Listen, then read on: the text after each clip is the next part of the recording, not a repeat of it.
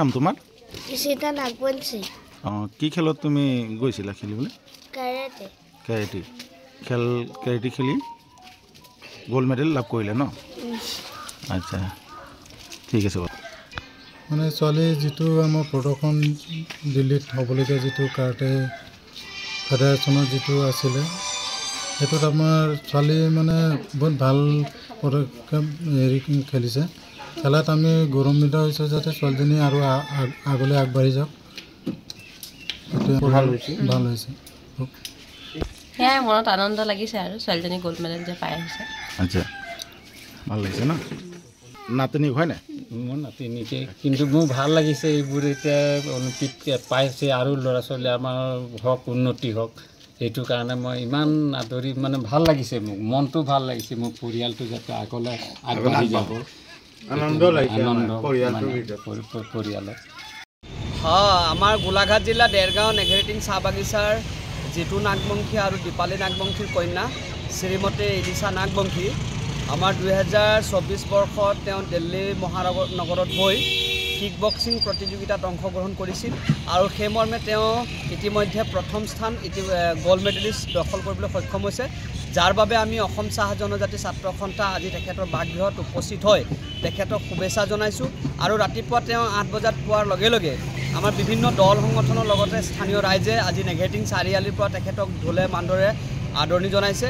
আমি আশা ৰাখিছোঁ আজি ইলিছা নাগবংশী যিধৰণে তেওঁ এক কৃতিত্ব অৰ্জন কৰিবলৈ সক্ষম হৈছে, এই কৃতিত্বত তেখেতৰ পিতৃ মাতৃৰ লগতে যিজন শিক্ষাগুৰু তেখেতৰো বহুত অৰিহণা আছে। গতিকে আমি সঁচাকৈ গৌৰৱান্বিত হৈছোঁ আৰু তেখেতৰ উজ্জ্বল ভৱিষ্যত কামনাৰে আমি অসম চাহ জনজাতি ছাত্ৰ সন্থাই তেখেতৰ পৰিয়ালবৰ্গৰ উপস্থিতিত আমি আদৰণি জনাইছোঁ, শুভেচ্ছা জনাইছোঁ আৰু তেখেতৰ উজ্জ্বল ভৱিষ্যত কামনা কৰিছোঁ।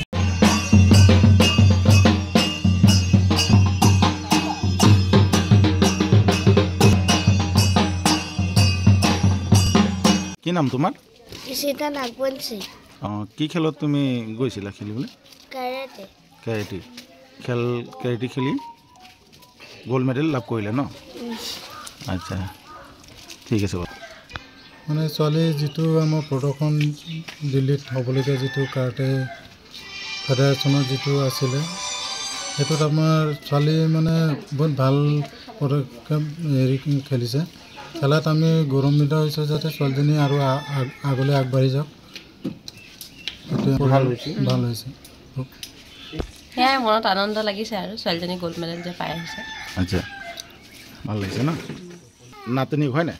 মোৰ নাতিনীকে, কিন্তু মোৰ ভাল লাগিছে এইবোৰ এতিয়া অলিম্পিক পাইছে আৰু ল'ৰা ছোৱালী আমাৰ হওক উন্নতি হওক, সেইটো কাৰণে মই ইমান আদৰি মানে ভাল লাগিছে, মোক মনটো ভাল lang মোৰ পৰিয়ালটো যাতে আগলৈ আগবাঢ়ি যাব। আনন্দ পৰিয়ালত। আমাৰ গোলাঘাট জিলা দেৰগাঁও নেঘেৰিটিং চাহ বাগিচাৰ জিতু নাগবংশী আৰু দীপালী নাগবংশীৰ কন্যা শ্ৰীমতী ইলিছা নাগবংশী আমাৰ 2024 বৰ্ষত তেওঁ দিল্লী মহানগৰত গৈ কিক বক্সিং প্ৰতিযোগিতাত অংশগ্ৰহণ কৰিছিল আৰু সেইমৰ্মে তেওঁ ইতিমধ্যে প্ৰথম স্থান গ'ল্ড মেডেলিষ্ট দখল কৰিবলৈ সক্ষম হৈছে, যাৰ বাবে আমি অসম চাহ জনজাতি ছাত্ৰ সন্থা আজি তেখেতৰ বাসগৃহত উপস্থিত হৈ তেখেতক শুভেচ্ছা জনাইছোঁ। আৰু ৰাতিপুৱা তেওঁ 8 বজাত পোৱাৰ লগে লগে আমাৰ বিভিন্ন দল সংগঠনৰ লগতে স্থানীয় ৰাইজে আজি নেঘেৰিটিং চাৰিআলিৰ পৰা তেখেতক ঢোলে মান্দৰে আদৰণি জনাইছে।